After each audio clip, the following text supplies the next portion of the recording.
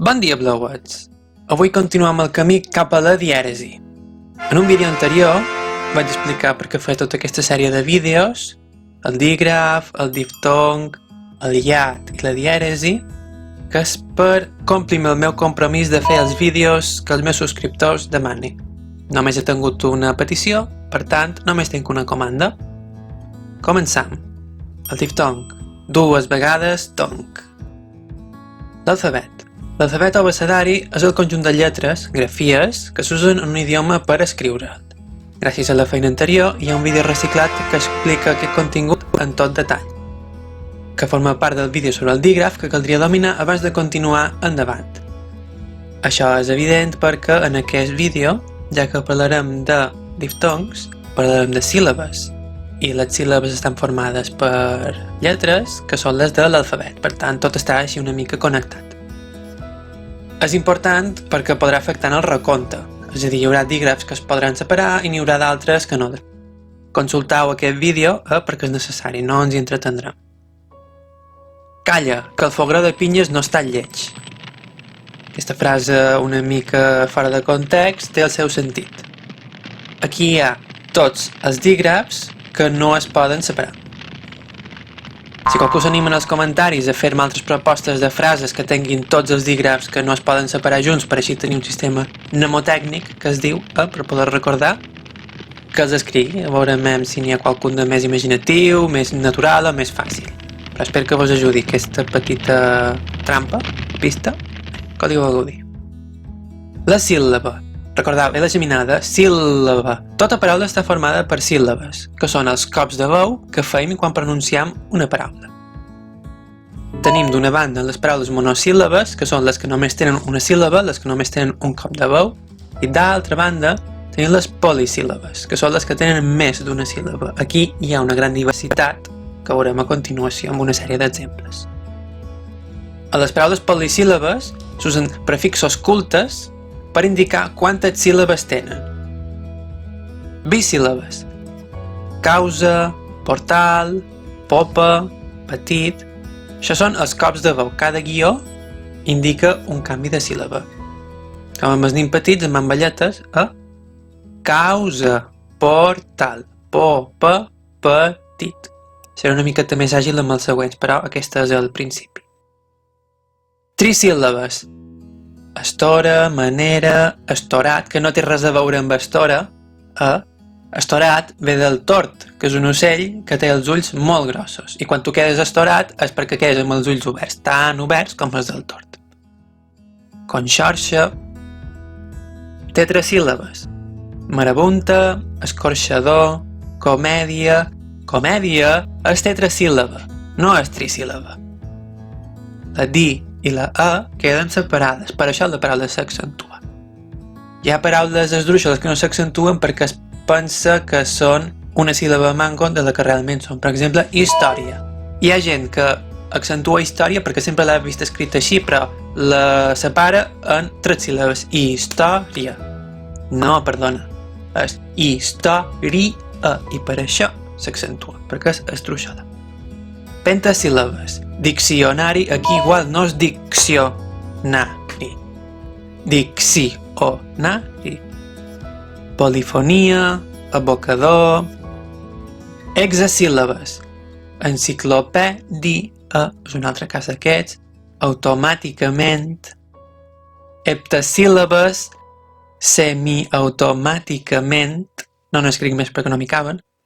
Octosíl·labes. Anticonstitucionalment. I n'hi pot haver més llargues. Després en veurem un exemple, una paraula de recompte de síl·labes llarg, que en català és diferent que en castellà, i ja veureu. En té 9. Quan passem al recompte de síl·labes hem de tenir en compte els dígrafs, que estan explicats en el vídeo anterior. Si ara aquest terme et ve de nou, vés allà i consultes. Fetge. Fet, ja. Aquí separam el dígraf. Mil·lenari. Mil-la-na-ri. Roquissar. Ro-quis-sa. Petjada. Pet-ja-da. Caixer. Caixer. caixer no és només allà on hi ha dos bes, sinó que és una cosa de la cultura jueva de la qualitat que han de tenir els aliments per poder-se menjar. Hi ha coses que els jueus no poden menjar perquè no són caixer. Malgaix. Malgaix. Aquesta no es pot separar? No. Ja ho he explicat. Et remet al vídeo sobre els dígrafs i aprèn per què aquest no es pot separar. El malgaix és una de les llengües de Madagascar, una illa meravellosa. El diftong. Generalment, a cada síl·laba hi trobam una vocal, que és el nucli d'aquesta síl·laba. Importantíssim. No hi ha síl·laba sense vocal. Sembla una cosa evidentíssima, però que si no ho dius, de vegades no hi penses. El que sí pot passar és que hi pot haver síl·laba amb més d'una vocal, que és aquí on entra aquest vídeo, d'acord? Perquè són els diftongs. Què són els diftongs? És la presència de dues vocals que sonin en una síl·laba. No dues síl·labes escrites. Veurem que hi ha vocals que formen part d'un dígraf. Un exemple, paquet. Paquet, bisíl·laba, no? A la segona síl·laba hi ha un diftong. No, per què? Perquè la U de paquet no sona perquè forma part d'un dígraf. Per tant, no és només que en el diftong hi hagi dues vocals en una mateixa síl·laba. És important recordar que les dues han de sonar. Si forma part d'un dígraf, ja no compta. Vegem ara els exemples anteriors, veurem quants de diftongs hi tenim. La paraula causa, automàticament, semiautomàticament, anticonstitucionalment i ja està. Escolta, no es vera, n'hi ha més, mira. Paraules, quantes, i ja està, ja no n'hi ha més. Ah, d'acord, mira, 2 positius per tu. Ah, ja ho sé que és evident, però ho recordarem. Fixeu-vos que hi ha una síl·laba en cada vocal. No hi pot haver síl·laba sense una vocal com a nucli. I aquí també n'hi ha més, mira. Fixeu-vos. I que... Que és que no m'escoltaves fa un momentet? Sí, aquí tenim dues vocals. El que passa que la U forma part d'un dígraf, per tant no sona. Per tant, això no és un diftong, d'acord? Però moltes gràcies per participar. Per parlar dels tipus de diftongs, hem de parlar primer de les vocals. Les vocals catalanes es poden classificar en obertes i tancades segons l'obertura de la boca. Ara aquí vos faré una introducció una miqueta ràpida sobre les vocals catalanes, d'acord? En un vídeo anterior vàrem dir molt ràpidament que en català tenim 8 vocals, representades en 5 grafies. Aquí tenim les 5 vocals que coneixem i després en tenim 3 d'una miqueta més estranyes. Això és perquè tots aquests símbols són fonemes, és a dir, representació d'un so. En el vídeo dels sons i les grafies vàrem dir que de vegades no es correspon la grafia amb la seva pronunciació. I això amb els fonemes es resol, perquè tenim una grafia per absolutament cada so. És a dir, tenim per exemple a la paraula cara de l'altre vídeo, fonèticament s'escriuria d'aquesta manera. I així, qui ho llegís, fos de bon fos de qualsevol país, de qualsevol cultura, de qualsevol idioma, llegiria cara, perquè això representa una K, això representa el so A, això representa una R suau de R, d'acord? I després tenim la vocal neutra, que és aquesta que tenim aquí enmig també. L'anterior papa, no, l'altre, Joan Pau II, contava en una llegenda d'ell. Ell sabia moltíssims idiomes, perquè quan feia misses en el Vaticà, és que, jo què sé, 15, 20, 25 idiomes, i la gent deia que era impossible que una persona sapigués parlar tant d'idiomes. La llegenda conta que és que ell no sabia tants idiomes, sinó que li feien un text amb alfabet fonètic perquè ell només hagués de llegir els sons, i ell no sabia que llegia, però llegia perfectament perquè feia els sons. Serà vera? No serà vera? No ho sé. El cas és que aquí tenim les 8 vocals catalanes. I, E, això representa la E, A, O, O, U, I, la vocal neutra E. Una pregunta. I per què no escrivim sempre amb aquests fonemes i si no hi ha possibles confusions de pronunciació? Avui estàs en ratxa, eh? Molt bones preguntes me fas. Això es fa així perquè aquestes grafies que tenim aquí no formen part del nostre alfabet. Podrien incorporar-se? Sí. El que passa que aniria en contra de les regles gramaticals. Per tant, primer s'haurien de canviar les regles gramaticals i després fer això. I com que deu ser un trull enorme, es fa com s'ha fet fins ara i és qüestió d'aprendre les normes d'ortografia per saber quan s'ha d'escriure amb A, quan s'ha d'escriure amb B o que les O's sonin com sonin, és així. I això també és perquè cada dialecte escriuria d'una manera diferent i semblarien idiomes diferents. Per tant, millor fer-ho tot unificat i que després cadascú ho llegeixi segons del territori on és. Però, de nou, molt bona pregunta. Tenim 8 vocals, d'acord? En relació amb els diftongs, hem de fer la següent separació. Tenim vocals tancades, que serien la I i la U, i després vocals obertes, que són la resta. E, A, O i E. Per què vos dic això? Ho veurem a continuació. Les vocals catalanes es poden classificar en obertes i tancades, segons l'obertura de la boca. Vocals obertes. A, E, O, independentment de la seva pronunciació, el que acabem de veure fa un moment, i les vocals tancades, I i U. Quan juntam dues vocals en una síl·laba, tenim un diftong. I aquest diftong, si ajuntam dues vocals en una síl·laba, la boca tindrà tendència a obrir-se o a tancar-se. Aquí tenim les possibles combinacions de diftongs. Si la boca s'obri, perquè tenim una vocal tancada de vora una vocal oberta, si tu dius web, fas un diftong creixent, perquè tenim U i E, perquè la boca acaba obrint-se. Fixeu-vos en la fletxa, s'obri. D'altra banda, si la boca es tanca, tenim un diftong decreixent, perquè ajuntam en una síl·laba una vocal oberta amb una de tancada. Per exemple, caure. A més U, la boca es tanca. Una cosa important és que no importa com comença, sinó com acaba el diftong, perquè en els diftongs decreixents, sobretot, tenim dues vocals tancades. Perquè qualcú podria dir que, com que són dues tancades, no és que la boca es tanqui, sinó que no s'obrin tot el temps. Tens raó, però aquí el que importa, com dic, és com acaba. Si el diftong acaba amb una vocal tancada, és un diftong decreixent. D'acord? Classificarem els diftongs segons si la boca s'obri o es tanca, el que acabem de dir.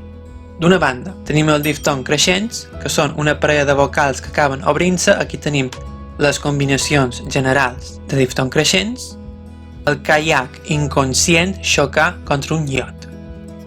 És una frase on hi són tots els de I més una altra vocal. Quan diguis web, defecarà un wombat. Escolta, aquí tenim quan i abans m'has dit que no era un diftong i aquí sí. Per què? Bona observació. Aquí fixa't que a quan no hi ha un dígraf, perquè la U sí que es pronuncia. Per tant, sí que hi pot haver diftong. Aquest exemple m'agrada perquè els wombats, no sé si ho sabeu, que són els únics animals de la Terra als quals està demostrat científicament que els agrada el Minecraft. Sabeu per què? Perquè els seus excrements són perfectament quadrats. I aquesta foto no està trucada, d'acord? És així. Si voleu saber per què, ho cercau. I a més el wombat em cau bé perquè està en perill d'extinció. I tots els animals que estan en perill d'extinció m'hi sento una mica identificat. D'altra banda, tenim els diftongs decreixents, en els quals aquesta parella de vocals que acaben tancant-se.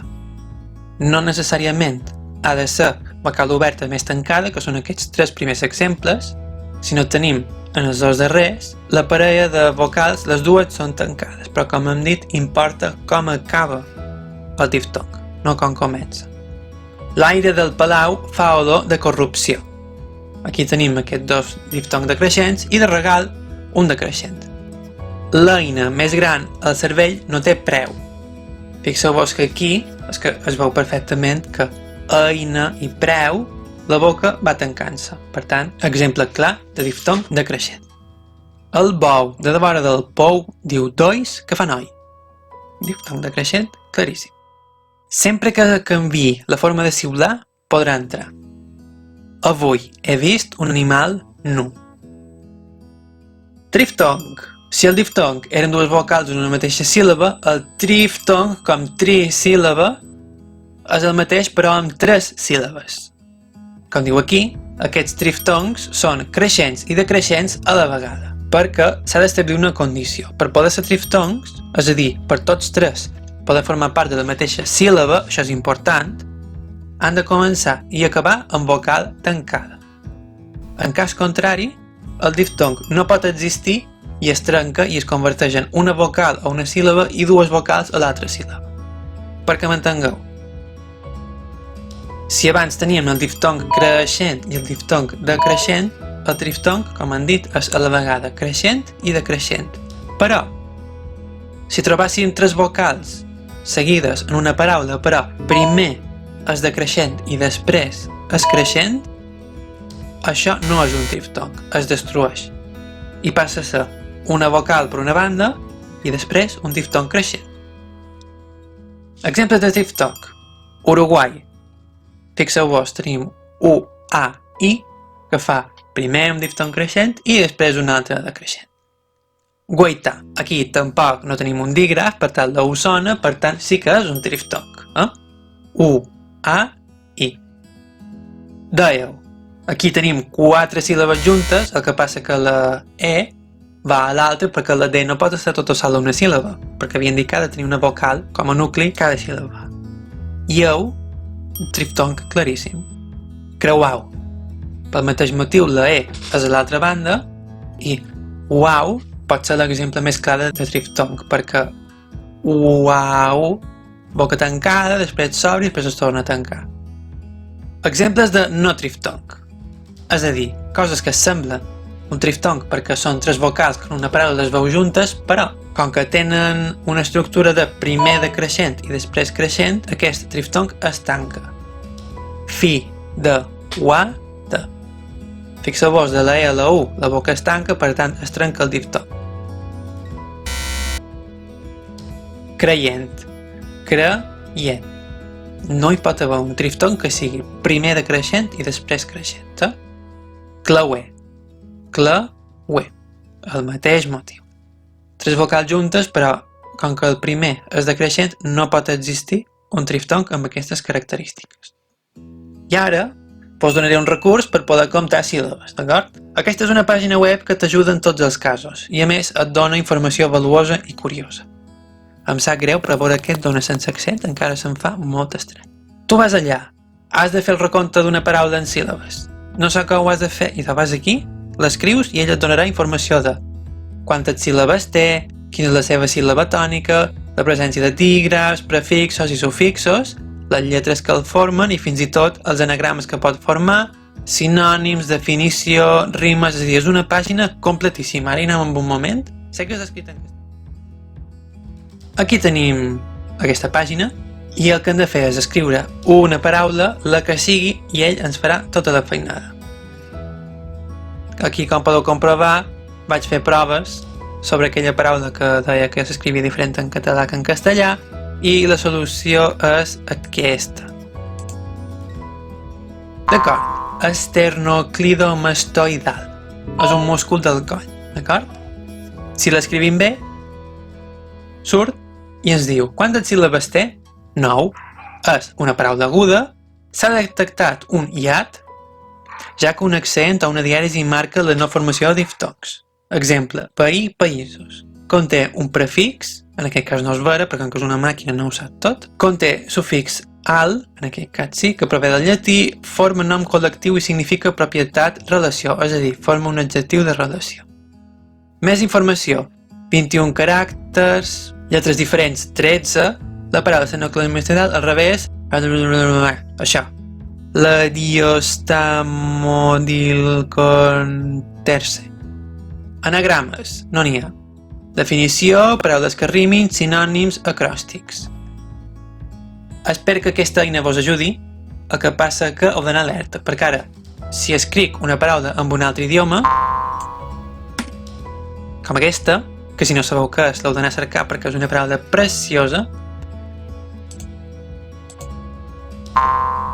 També la separen síl·labes, tot i no saber de quin idioma és ni res. Pim-pilim pausa. Quantes síl·labes té? 5. És una paraula plana, s'ha detectat un diftong decreixent, i aquí t'anoto un parell de regles que són interessants i tota aquesta informació. Em puc inventar una paraula ara mateix i la màquina em farà la feinada. Me la invent. Blauetejar.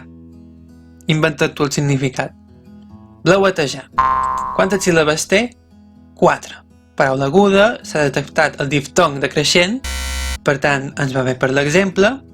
Aquí tenim excepcions. Hi ha un diftong creixent, també. UE. I informació. 10 caràcters, lletres diferents. Al revés és regetaualp. Anagrames, sinònims, definició, etc. etc. Espero que sigui útil, perquè en un moment de necessitat sempre anirà bé tenir una maquineta que faci la feina per tu. I aquest enllaç que vos deixo aquí baix és per una cosa més tècnica sobre poesia, sobre rimes. Amb aquesta pàgina d'aquí ja tindreu una bona ajuda. La gent una mica gandula el que farà és directament escriure la paraula aquí i que faci la feina. Sí, ho pots fer. No, no ho sabré si ho has fet o no. El que passa és que tu no hauràs après res i hauràs perdut el temps, perquè a l'examen la màquina no la tindràs, d'acord? Si vols tenir una eina per comprovar que saps fer les coses bé, vés en aquesta pàgina. Si vols una ajuda per poder fer la feina més ràpid sense tu aprendre res, fes-ho sense reflexió. A l'examen, o la prova, o el que sigui, tot surt a la llum. I fins aquí el vídeo d'avui. Ha estat més o manco breu, considero, en comparació amb altres, i hem vist poques coses, però ben explicades. El concepte de síl·laba, els tipus de síl·labes, el diftong, definició i tipus, creixent i decreixent, el triftong i un recurs per poder comptar síl·labes. Espero que aquest vídeo complesqui les vostres expectatives i que ajudi a docents que ara mateix tenen molta de feina a fer i pocs recursos. No m'estendré més, perquè com més parlen en aquesta part, que m'encanta, més llarg es fa i més bé vos fa mirar el vídeo. Així que, ja call. Espero que vos hagi agradat i sobretot que hagi estat útil, que és el més important. Moltes gràcies i fins aviat. Adeu!